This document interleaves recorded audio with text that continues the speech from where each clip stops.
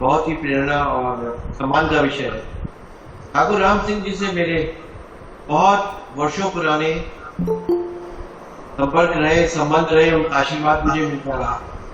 हमें अक्सर झंडेवाला में, दिल्ली में मेरे साथ इतिहास के विभिन्न अनछुए पहलुओं पे चर्चा। यह कार्यक्रम ठाकुर जगदेव चंद स्मृति शोध संस्थान नेरी, हमीरपुर, हिमाचल प्रदेश के ओर से आयोजित किया जा रहा है। तो बहुत अच्छी बात है, बहुत मेरे लिए खुशी की बात है। मैं एक आग्रह करना चाहता हूँ, निवेदन। हम एक सम्मेलन कक्ष में हैं, हम एक कॉन्फ्रेंस रूम में बैठे। हमें से कुछ लोग घर पे होंगे, इन्हें 3 बजे बड़ी भूख लगती होगी, 4 बजे। तो उसका एक तरीका है, वो तरीका है कि अपना वीडियो ऑफ कर दे, कि चाय, पकौड़े और परोठे बना के खाते रहे और हमारी आवाज सुनते रहे। जब मैं इस सम्मेलन कक्ष में देखता हूं कि कुछ लोग बहुत गरम गरम चीज खा रहे हैं, तो मेरा ध्यान भटक जाता है। मैं ठाकुर राम सिंह जी के बजाय आपकी चाय के प्याले और आपके रसास्वादन कर रही मुख मुद्रा को देखकर मैं मोहित हो जाता। तो हम विषय की गंभीरता और इस आयोजन का जो उद्देश्य है उसको ध्यान में रखते हुए हम ऐसी किसी परिस्थिति में अपना वीडियो ऑफ कर दें, फिर हम आपको नहीं देख सकते, फिर आप जो मर्जी करो, हमारी आवाज सुनते रहो। मैं एक विषय अक्सर अपने व्याख्यानों में लेता रहा और व्याख्यान है राष्ट्र की स्मृति का, राष्ट्र के ऐतिहासिक पहलुओं का, जो उतना ही महत्वपूर्ण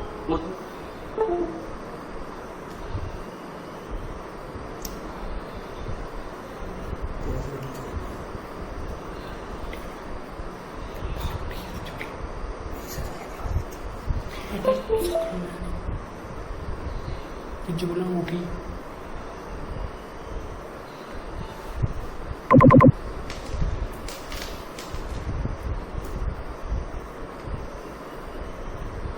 उसकी मेमोरी लॉस हो जाए।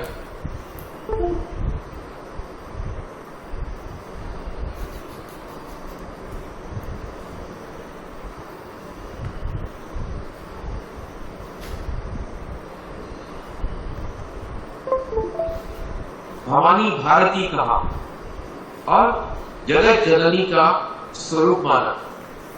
उन्होंने बहुत सुंदर शब्दों में कहा कि मैं राष्ट्र को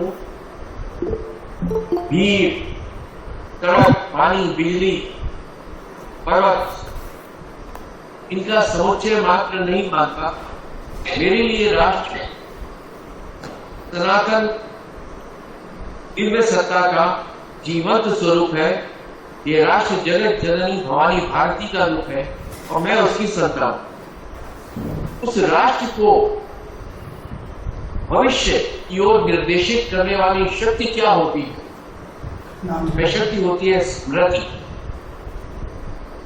स्मृति युक्त राष्ट्र अपने वर्तमान और भविष्य का आकलन कर सकता है, नया पथ सृजित कर सकता है। स्मृतिहीन राष्ट्र रेलवे के एक प्लेटफॉर्म की तरह निष्प्राण, निष्पन्द, भविष्यहीन होता है, जहां लोग अपना झोला, सूटकेस, बिस्तर बंद लेकर आते हैं और चले जाते हैं। उस प्लेटफॉर्म से उनका कोई रिश्ता होता है। राष्ट्र ऐसा न हो, इसके लिए हमारे विद्वानों ने, ऋषियों ने स्मृति का बहुत बड़ा महत्व रखा। हाँ बेटा, बोलो बोलो बोलो बोलो बेटा। कौन अपने फोन को म्यूट कर लो प्लीज। राकेश जी होस्ट से निवेदन करें कि भाई से म्यूट कर दीजिए। जी मुझे लगा देता हूँ। होस्ट से आप म्यूट कर दें। सर विद्या न्यायपाल भारत आए थे तो 5 जनवरी की ओर से हमने उनका अभिनंदन बार कार्य बार लड़के आ रहे हैं छोटे छोटे और उसमें भी कर दिए चुने हुए यहाँ के ये दो बार फिर इतिहास से आगे पहले कौन सा का सीखा विश्लेषक थे। उसमें एक बहुत अच्छी चीज उन्होंने कहा कि Hindus are suffering from a memory loss. The biggest catastrophic impact on the Hindu society is not that so many invaders came, they were colonized, massacres occurred. ये नरसंहार होना, मंदिरों का ध्वस्त होना, समाज में विदेशी आक्रमणकारियों का आना, ये इतनी बड़ी क्षति नहीं है जितनी बड़ी क्षति ये है कि इस समाज में स्मृति भ्रंश हो गया। और स्मृति भ्रंश होना बहुत बड़ा पतन होता, बहुत बड़ा संकट होता। और वी.एस. न्यायपाल ने एक उदाहरण दिया कि आर.के. लक्ष्मण, आर.के. नारायण बहुत बड़े अंग्रेजी के साहित्यकार में विश्व प्रसिद्ध, उनका एक उपन्यास था मालगुडी डेज। मालगुडी डेज पर दूरदर्शन ने एक श्रृंखला बनाई। उस श्रृंखला में एक काल्पनिक गांव है, गांव में एक छोटा सा बच्चा है, वो सब प्रकार के इतिहास, भूगोल, शरारतें, भोजन बहुत रोचक बना। वह गांव आर.के. नारायण स्थापित करते हैं कि वह हम्पी से 50 किलोमीटर। न्यायपाल लिखते हैं, बोले कि आप देखिए आर.के. नारायण भारतीय है, हिंदू है। आर.के. नारायण वर्षों पुराने एक मालगुडी गांव की कहानी लिखता है। आर.के. नारायण उस मालगुडी गांव में एक बच्चे कथा के इर्द गिर्द उस गांव का पूरा विश्व निर्मित करता है। उसमें ये बताता है कि उस गांव से हम्पी 50 किलोमीटर दूर है, परंतु पूरे उपन्यास में एक क्षण भी वह इस बात का जिक्र नहीं करता कि हम्पी क्या था, हम्पी का महानता क्या था, हम्पी क्यों विश्व नगर था और हम्पी को नष्ट किसने किया। हम्पी की महानता क्या थी और हम्पी को नष्ट किसने किया और हम्पी को नष्ट करने का कारण क्या था, यह आर.के. नारायण संपूर्ण उपन्यास में उपेक्षणीय मानते हैं, महत्वहीन मानते हैं, उल्लेख के योग्य नहीं मानते हैं। And this is the problem with the Hindus. You love to forget your history. आप अपने इतिहास के प्रति लापरवाह होते हैं तो इतिहास आपके प्रति निर्मम हो जाता है। ये जो स्मृति भ्रंश है, यह स्मृति भ्रंश भारत की जो वाइटल्स हैं, भारत की जो नसें हैं, उसको समाप्त कर रहा हूं। एक उदाहरण मैं बताता हूं, कर्नल टॉड की पुस्तक थी एनल्स ऑफ राजस्थान, उसको कोई उदाहरण एक आता है।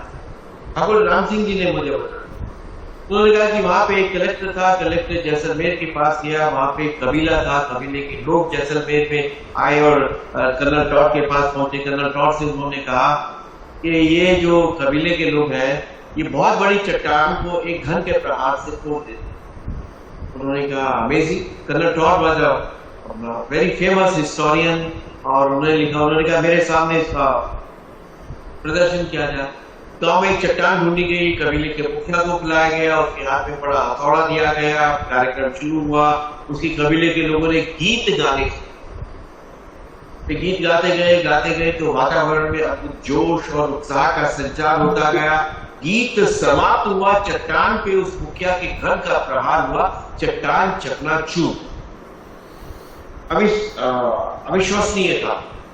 तो उन्होंने कबीले के मुखिया को बुलाया और कहा कि भाई तुम्हारा पुरस्कार तय है, पर मुझे बताओ जो गीत गा रहे थे उसका अर्थ क्या।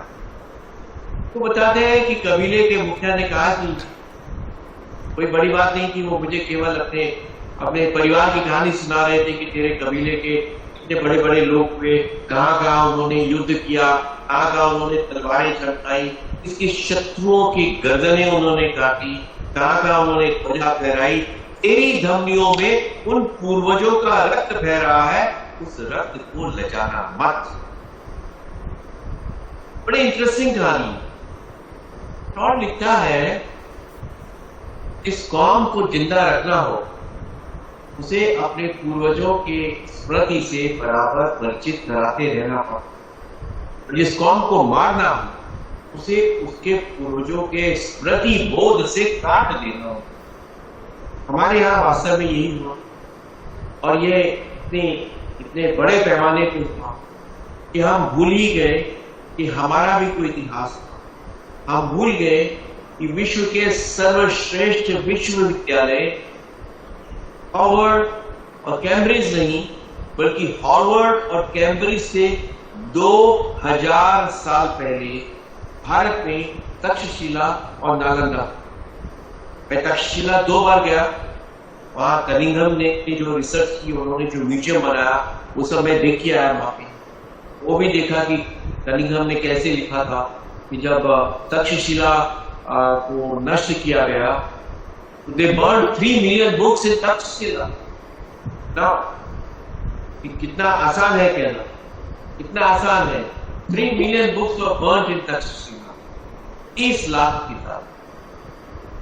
लेकिन हमारा समाज स्मृति भ्रंश, आत्मदैन्य, आत्मविस्मृति, इसका इतना शिकार हुआ कि मैंने अभी तक कोई एक रिसर्च नहीं देखी जो वो नष्ट की हुई पुस्तकों के संदर्भ में शोध पर किसी ने प्रबंध लिखा हो, निबंध लिखा हो, किसी ने पीएचडी।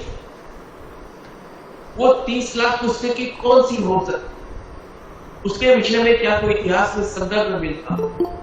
अगर हार्वर्ड और तक्षशिला, हार्वर्ड और कैम्ब्रिज से 2000 साल पहले इस देश में ऐसे विश्वविद्यालय थे जहां पे हस्तलिखित 30 लाख पुस्तकें लिखने वाले लोग थे, विद्वान थे, जिन्होंने ज्यामिति, बीजगणित, भौतिक शास्त्र, रसायन शास्त्र, लौह शास्त्र, मेटलर्जी, आपका खगोल विद्या, गणित, इन सब विषयों पर पुस्तकें लिखी। उस समाज को 2000 वर्ष तक लाने के लिए कितने हजार वर्ष लगे होंगे कि उन लोगों ने वो ज्ञान प्राप्त किया। ज्ञान प्राप्त करके वह क्षमता हासिल की कि उस ज्ञान को वे अभिव्यक्त कर सके सही अंकों में, सही रूपों में, सही कथ्यों में। उस समाज में वो पुस्तकें अगर नष्ट हुई तो उसके बारे में भी कोई सोचे नहीं। मैं नालंदा विश्वविद्यालय की गवर्निंग बोर्ड का मेंबर था, by virtue of being a member of parliament and on parliamentary standing committee on HRD meetings। Manmohan Singh के समय की बात है, जब सलमान खुर्शीद जी हमारे विदेश मंत्री थे, हमारी कमेटी गई, हम 20-22 सांसद थे, हम नालंदा गए। नालंदा में उस समय वो महिला थी वाइस चांसलर, उनके साथ हमारी सुबह की चर्चा हुई, शाम की चर्चा हुई, लंच हुआ, उसके बाद समापन हो रहा था। तो Q&A का सेशन था, उसमें येचुरी थे, डी राजा थे। मैंने उनसे पूछा, वो बहन जी का नाम मैं एकदम से ध्यान नहीं आ रहा, शी क्वाइट नो, जो प्रारंभ में नालंदा में वाइस चांसलर नियुक्त हुई। मैंने कहा कि आप नालंदा विश्वविद्यालय की वाइस चांसलर हैं, it's a great honour, you represent a great legacy. तो लेकिन आप हमारे सांसदों को ये भी बताइए कि नालंदा विश्वविद्यालय के संस्थापक कौन थे, इसके प्रथम संस्थापक आचार्य कौन थे, उनके विषय में भी आप बताइए। मुझे लगा तो ये प्राइमरी एबीसी की बात है, तो आप एक यूनिवर्सिटी के प्रमुख है, उस यूनिवर्सिटी की स्थापना किसने की थी, ये नाम तो आपको मालूम होना चाहिए। तो आपको विश्वास नहीं होगा, उन्होंने कहा कि सही तो इतने 1000 साल पहले की बात है, बहुत सारे लोग थे, उनके तो नाम भी इतिहास में मिलते नहीं आ रहे। You could tell the name of the founder, vice chancellor, प्रथम आचार्य नालंदा विश्वविद्यालय। मैंने कहा आचार्य नागार्जुन थे जिन्होंने नालंदा विश्वविद्यालय की स्थापना की। सलमान खुर्शीद, ये सब विदेश मंत्रालय के रिकॉर्डेड डॉक्यूमेंट्स का हिस्सा है। सलमान खुर्शीद ने कहा कि well now we know who will be giving the next convocation address in this university. Vice chancellor को मालूम नहीं है, तरुण जी बता रहे, पर मैं वो अपनी थीम लेके चल रहा हूं। ये समाज इतना स्मृति भ्रंश का शिकार हुआ कि हमारे लिए ये बड़े विश्वविद्यालय, हमारे लिए बड़े संस्थान केवल नारेबाजी, केवल एक भाषण व्याख्यान का विषय रहे। तो उनमें हुआ क्या, इसकी बहुत कम हमने शोध या अनुसंधान किया। और आज की तारीख में नालंदा का जो रेलवे स्टेशन है, नालंदा का जो शहर है, वह आचार्य नागार्जुन के नाम पे नहीं है। वह उस क्रूर विध्वंसक और लुटेरे के नाम पे है, बख्तियार खिलजी, जिसने नालंदा को नष्ट किया, जिसने नालंदा की पुस्तकें जलाई, जिसने नालंदा का पूरा संहार कर दिया। उसका नाम था बख्तियार खिलजी। नालंदा विश्वविद्यालय जिस रेलवे स्टेशन और जिस नगर में आज माना जाता है बिहार में, उसका नाम है बख्तियारपुर। उसका नाम है बख्तियार। उस समाज को क्या कहें जो समाज यह जानते हुए भी यह नालंदा विश्वविद्यालय आचार्य नागार्जुन ने बनाया और इस नालंदा विश्वविद्यालय का ध्वंस बख्तियार खिलजी ने किया, वह बख्तियार खिलजी को सम्मानित दे रहा है, बख्तियार खिलजी के सम्मान में उस शहर का नाम रख रहा है, लेकिन आचार्य नागार्जुन के नाम पे कोई सम्मान चिन्ह स्थापित नहीं। ये इतिहास की क्षण है, इसके लिए इतिहास जिसको दूर करने, तो सुधार करने के लिए भारतीय इतिहास संकलन की स्थापना हुई। बाबा साहब आपटे और दादाराव परमार और ठाकुर राम सिंह जी जैसे लोगों ने इस का गठन किया। इस समाज को कौन जगाएगा, यह मैं आपसे प्रश्न करना चाहता। आप प्राध्यापक हैं, प्रोफेसर हैं, आचार्य हैं, लिखने वाले हैं, इस विषय पे सोचते हैं। हम दूसरा विषय लेते हैं जो अविस्मरणीय पक्ष है, और वह पक्ष है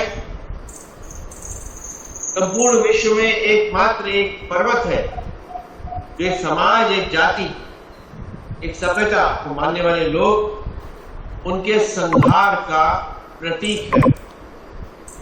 उसका नाम है हिंदू कुश पर्वत, अफगानिस्तान में। मैं कई वर्षों से प्रयास कर रहा हूं कि हिंदू कुश की कथा कोई मुझे बताए।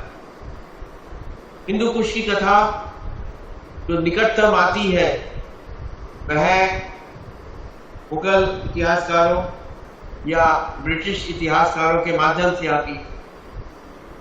इस देश के हिंदुओं में वह पीड़ा, वह वेदना, वह क्षोभ, वह आक्रोश, वह क्रोध नहीं है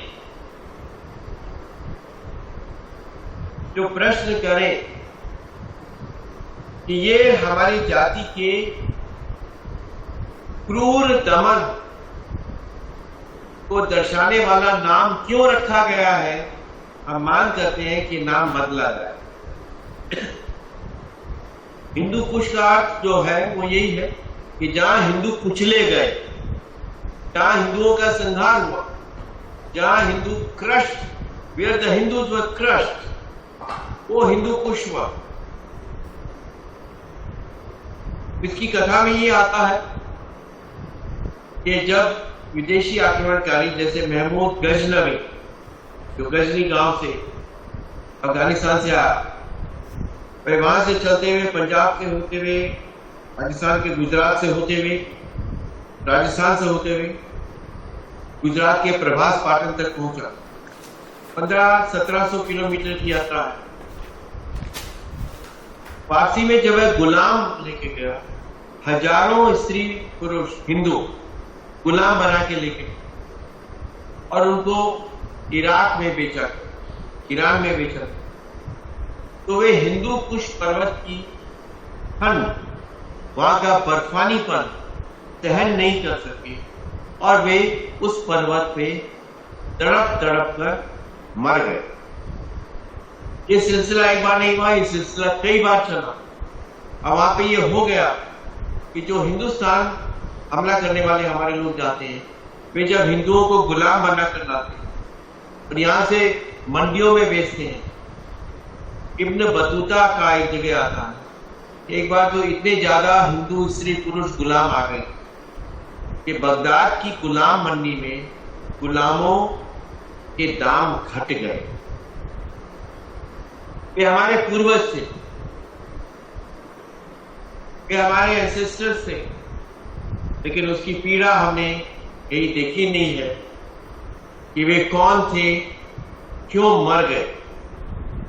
वो हिंदू कुश पर्वत पे ही शोध नहीं होना चाहिए, ये भी शोध होना चाहिए कि जो गजनवी जैसे लोग आए और वो इतनी दूर से आए। अफगानिस्तान में गजनवी कहाँ है? वहां है, छोटा सा कस्बा है। अभी अफगानिस्तान से मित्र आए थे तो उन्होंने कहा अभी तक गजनी में हवाई अड्डा नहीं बना, इतना बड़ा भी नहीं बना। वहां से कहां से चल के आया, किन किन कस्बों से चल के आया, किस इलाके से चल के आया, और फिर गुजरात में प्रभास पाटन में अपनी 30-40 हजार की फौज के साथ आया। और हमारे सब पराक्रमी शौर्यवान हिंदू संघ के परमार राजा थे। आपने कन्हैयालाल माणिकलाल जोशी का उपन्यास जय सोमनाथ पढ़ा होगा, बड़ा अद्भुत वर्णन किया उन्होंने। उसमें उन्होंने शिवराशि का भी वर्णन किया है, जो हिंदू ब्राह्मण था, पुजारी का पट्ट शिष्य था और अपनी महत्वाकांक्षा के लिए गजनवी को सोमनाथ के दुर्ग में दूध वाले रास्ते से लेके आ गया। और जब गजनवी भीतर आया तो खड्ग के पहले प्रहार से उसने शिवराशि की ही गर्दन धड़ से अलग की और दूसरे प्रहार से उसने सोमनाथ को ठूस। कैसे पहुंचा गजनी सोमनाथ? क्यों हिंदू हारे? उस मार्ग में गजनी का विरोध क्यों नहीं हुआ? सुहेलदेव ने किया, लेकिन बाद में वह क्या कारण रहे कि मार्ग में जितने गजनवी को मिलने वाले हिंदू राजे, जमींदार, सामान मिले, वे गजनवी को रोक नहीं सके। केवल आते हुए ही नहीं रोक सके, जब गजनवी सोमनाथ को ध्वस्त करके हिंदू स्त्री पुरुष बच्चों को गुलाम बना के वापस गज नहीं किया। कैसे पहुंचा? हिंदुस्तान में था, हिंदू राजाओं के क्षेत्र में था, वो पहुंचा कैसे? ये हमारे हिंदू समाज को ये बात कभी पीड़ा देती नहीं। ये इस हिंदू समाज की इतिहास के प्रति पूर्णतः स्मृति विस्मृति में लोभ, और उस लोभ में एक अनुराग पैदा हो जाता है। करना क्या है? जान के करना क्या है? हम जानना भी नहीं चाहते। आज की जो परिस्थिति दिख रही है, हम चीन से युद्ध कर रहे हैं, पाकिस्तान से युद्ध कर रहे हैं। प्रवीण भट्टी जी, अगर एक आदमी दिल्ली से आपसे बात कर रहा है और आप 2-3 लोग आपस में मोबाइल पे फोन कर रहे हैं, तो जो व्याख्यान दे रहा है उसके बोलने का उत्साह कम हो जाता है। आप वीडियो ऑफ कर लीजिए और फिर मोबाइल पे बात कर लीजिए। क्षमा चाहेंगे प्लीज। ठीक है, तो ये इस समाज का बहुत बड़ा दुर्भाग्यजनक पक्ष है। We just don't want to know। आज अगर हम चीन पाकिस्तान से युद्ध कर रहे हैं और कुछ लोग युद्धरत सेनापति के मार्ग में बाधा डाल रहे हैं, इससे बढ़कर कोई अपराध, अक्षम्य अपराध कुछ हो सकता है क्या?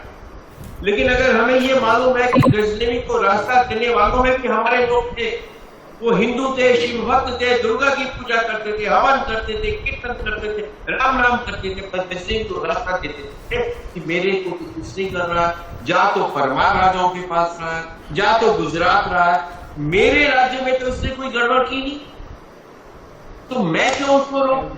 तो कर लो। उनमें और आज के लोगों में बहुत से लोगों में कितना फर्क है। ये इतिहास समझने और जानने वाले ही महसूस कर सकते। मैं तीसरा पक्ष आपके सामने रखता हूं, वो है कुतुब मीनार। 1199 के आसपास बनी। वहां पे ASI का बहुत बड़ा बोर्ड लगा कुतुब मीनार कि यह Quwwatul Islam Masjid, the power of Islam mosque है वो। 27 हिंदू और जैन मंदिरों को ध्वस्त करके उनके मलबे से बना। ये वहां लिखा हुआ है, तथ्य है।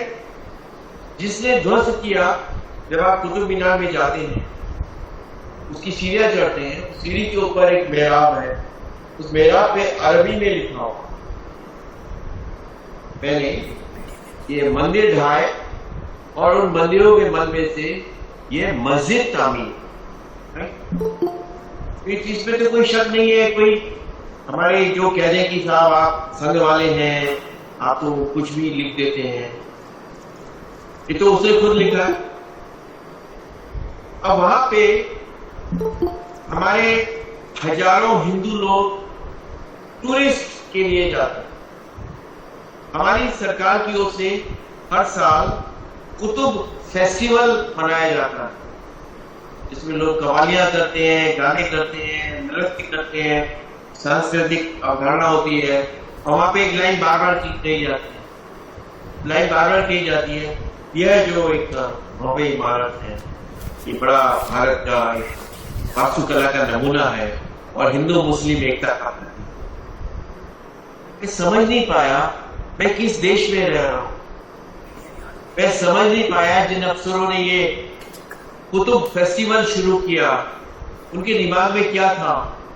मैं समझ नहीं पाया कि 27 हिंदू मंदिरों को ध्वस्त करके उनके मलबे से जो एक इमारत बनती है, वो हिंदू मुस्लिम एकता का प्रतीक हो कैसे सकती है। ये हमारी समझ में नहीं आता, आपकी समझ में आता हो। हमारी सरकार के विभिन्न विभागों के हेरिटेज पे लिटरेचर छपते हैं। पिछले कुछ समय पहले जब टेलीफोन डायरेक्टरियां छपती थी इतनी मोटी, अब तो नहीं छपती। तो MTNL भारत सरकार का वो कुतुब मीनार को उस पे फ्रंट पेज में छापता। ताजमहल है, कुतुब मीनार है, हमारी शान के प्रतीक है। अरे जो तुम्हारे बाप दादों के मंदिर तोड़कर जो मस्जिद बनी है, वो तुम्हारी शान का प्रतीक वो कैसे सकते? पर आप सब इसको स्वीकार करते हो, इसको मानते हो। वहां पर आप जाते हैं, पिकनिक करते हैं, बातचीत करते हैं, कोई ये नहीं देखते हैं वहां हिंदुओं को अपमानित करने के लिए हिंदू देवी देवताओं की मूर्तियां उल्टी चिप लगाई हुई हैं। वहां भगवान महावीर है, भगवान पार्श्वनाथ की मूर्तियां हैं, गणपति है, शिव है, दुर्गा है। वहां पे कृष्ण जन्म का वर्णन है। देवकी क्या जन्म हुआ, आकाशवाणी हुई, वसुदेव ने गोद में लिया, नदी पार की और यशोदा की बगल में कृष्ण को लिटा दिया। ये पूरी कथा कुतुब मीनार के पत्थरों में उन मंदिरों से तोड़ के लगाई हुई आज दिखती है। आज हम देखते नहीं, हम इसे देखते नहीं। वहां पे मस्जिद के उत्तराभिमुख दीवार पर गणेश का अंकन। ये जो गणेश जी है, ये उसकी उत्तर दीवार पे आपको दिख रहा होगा, ये उल्टे गणेश जी है। ये नीचे जमीन है, ये दीवार है, ये गणेश जी थोड़ा सा आपको दिखेंगे। वहां पे जमीन है, वहां लोगों के पांव जाते, 99% या 95% या 90% या 80% हिंदू जाते हैं। वो सब गणेश जी को पांव लगाते हैं, उल्टे गणेश जी देखते हैं। अरे देख गणेश जी उल्टे लगाएंगे, गलती से लगा दिए। मति भ्रमित, मति शून्य, बुद्धि विगलित, स्मृति भ्रंश का शिकार ही यह टिप्पणी कर सकता। वह एक गणेश जी सीधे मिल गए, ये तो उल्टे गणेश जी लगे से 20-25 मीटर दूर एक गणेश जी है जो सीधे लगे हुए हैं, ठीक है जी। वहां हिंदू महाराज जय हो गणेश जी महाराज की, जो जाए वो तिलक लगा दे, जो जाए एक माला पहना दे। बेशर्म करो। कुतुब मीनार की मस्जिद में जाते हो, गणेश जी देखते हो, इतने में ही खुश हो जाते हो। इतना नरसंहार हुआ हिंदुओं का, इतनी पिटाई हुई, इतना मारा गया कि आत्माभिमान भी शून्य हो गया, आत्मगौरव शून्य हो गया। केवल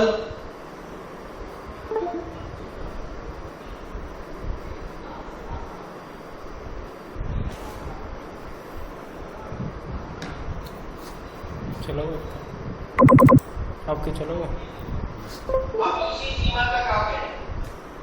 में उल्टे गणेश जी है, वो भी स्वीकार है। कुतुब मीनार में सीधे गणेश जी चल टीका लगाते, तो क्या किया ये सही ने उसकी चारों तरफ जंगला लगा दिया। बाहर आओ, जंगला ही लगा दिया, कोई बताता नहीं हुआ। क्यों भाई? आप 1947 में आगे देखिए, वहां पे दुर्गा, मुझे नहीं पता जो वहां पे देखने जाते हैं उनमें से कितने लोगों ने आपको बताया होगा कि वहां पे भगवान पार्श्वनाथ, भगवान महावीर, इनके भी चित्र है। ये गणेश जी जंगले में बना, कुतुब मीनार में ये जंगला बना दिया कि भाई कोई गणेश जी को तिलक ना कर सके, ठीक है ना। अब ये सब चित्र है, लेकिन हम ये जानना नहीं चाहते।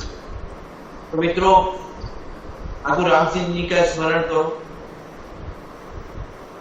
भारत की प्राचीन सांस्कृतिक विरासत का स्मरण करो, लेकिन मन में कुछ क्षोभ, कुछ आक्रोश और कुछ असहिष्णुता भी रखने का साहस है। भारतीय समाज मूर्ख असहिष्णुता वाला, मूर्ख सहिष्णुता वाला समाज। सहिष्णुता जहां दिखानी चाहिए वहां सहिष्णुता दिखाओ, परंतु जहां सहिष्णुता नहीं दिखानी चाहिए वहां सहिष्णुता दिखाना मूर्खता हो। यह समाज अपने इतिहास के प्रति बहुत ही एक मूर्ख लापरवाही का बोध रखता। ने सिंधु दर्शन 96-97 में शुरू किया था। आज मोदी जी गए वहां सिंधु पूजन करके आए। सिंधु का इतिहास मैंने निकाला, तब मैं 5 जनवरी में सफा था। संसार की महानतम नदी, महानतम वेगवती नदी, भारत की परिभाषा सिंधु, सिंधु सिंधु पर्यंत। वेदों में गंगा नहीं है। ऐ सिंधु पुत्रो, वेदों में गंगा 5 बार है, सिंधु का उल्लेख 30 बार। उनका हम चावल खाने वाले लोग हैं, गेहूं तो बहुत बाद में है। गेहूं हमारी किसी पूजा में उपयोग नहीं होता, अक्षत होता, क्योंकि मूलतः हम हड़प्पन लोग हैं जो मूल आर्य इस देश के निवासी। उस सिंधु के विषय में लोगों को जानकारी, सिंधु के विषय में जानकारी आज भी वो मानते हैं। पाकिस्तान में जब हमने 97 में शुरू किया तब तो लाखों लोग अब जाना शुरू करते हैं। सिंधु दर्शन का संस्थापक संयोजक रहा, तब भी जगमोहन जी ने, तब वे पर्यटन और संस्कृति मंत्री थे, बाद में वे कम्युनिकेशन मिनिस्टर बने। हम गए जी, हमने कहा सिंधु नदी से हिंदू बना, हिंदुस्तान बना, माना जाता। कुछ लोग इसमें शंका करते हैं, इंडिया बना, इंडियन बना। ये नदी भारत में है। 500 किलोमीटर में सिंधु नदी की यात्रा करके आए, टिमचौक से, जहां ये गलवान है, वहां से बटाली तक जाइए आगे गिरगिट बाल्टिस्तान होते हुए भावलपुर चली जाती। हमने कहा जी इस पे डाक टिकट निकाल। तो उन्होंने तुरंत विदिन 5 मिनट जगमोहन जी ने फाइल में लगा। अगले दिन फिलेटली सेक्रेटरी जो सीनियर आईएएस ऑफिसर थी जगमोहन जी से थोड़ा डरती कि उसका फोन आया, तरुण जी आपने ये फाइल तो भिजवा दी, लेकिन फॉरेन रिवर है, विदेश में है, हम उसमें डाक टिकट कैसे निकाले, हमारे रूल्स रेगुलेशन जो है परमिट नहीं करते। मैंने कहा नहीं जी वो भारत में भी बड़ा हिस्सा भारत में है, एक छोटा हिस्सा। जगमोहन जी ने ऐसा माथा पकड़ा कि जब इतने सीनियर ऑफिसर्स की जान समझते हैं कि सिंधु हिंदुस्तान में है ही नहीं, तो उनको कौन समझाए कि सिंधु नदी भारत की सभ्यता संस्कृति की महान प्रतीक है, पर हम नहीं जानते।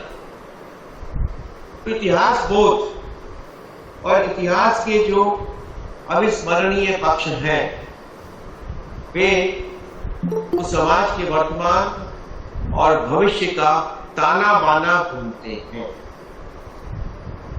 दुर्भाग्य है कि हमारे आपके जैसे लोगों के होते हुए भी हमारे वास्तविक इतिहास बोध को आज भी पाठ्य पुस्तकों में पढ़ाया नहीं जाता। मैं एनसीईआरटी की कक्षा 8 की पुस्तक देख रहा था, समाज सोशल साइंस की, समाज विज्ञान 8वीं कक्षा। आपके यहाँ भी लगती होगी, शायद एनसीईआरटी के पुस्तकें लगती होगी या स्टेट गवर्नमेंट की लगती होगी। तो उसमें महिला उद्धारक के रूप में रामास्वामी नायकर पेरियार, उनका 2 पेज का वर्णन था। महिलाओं में सुधार लाने वाली पंडिता रमाबाई, जो उसका उल्लेख आज है। पंडिता रमाबाई आप जानते हैं, वे क्रिश्चियन थी और क्रिश्चियन प्रोसिलिटाइजेशन का उन्होंने बहुत बड़ा काम किया। वे अकेली ऐसी महिला थी जिन्होंने स्वामी विवेकानंद का बहुत घृणा के साथ विरोध किया। पंडिता रमाबाई, नाम तो बड़ा सुंदर है, पंडिता रमाबाई, लेकिन वो क्रिश्चियन प्रोसेलिटाइजर थे। और एकमात्र उनका उल्लेख बहुत दुख और वेदना के साथ स्वामी विवेकानंद ने अपने एक पत्र में लिखा। मुझे मालूम नहीं है कौन, कि मैं जब वेदांत का प्रचार करता हूं, ये महिला अनेक प्रकार से मेरे बारे में दुष्प्रचार करती। तो बंधुओं, ये इतिहास के कुछ 2, 2.5, पौने 3 पृष्ठ थे जो अविस्मरणीय पक्ष के रूप में मैंने आपके सामने रखे। ऐसे अनेक पृष्ठ, और जितना हम इनको देखते हैं उतना ही मन में गहरी वेदना और गहरा संताप पैदा होता है। इसलिए अब आपसे ये अनुरोध है कि हम जो चर्चा करें वे वाणी विलास और शब्द ऐश्वर्य का चिन्ह बने।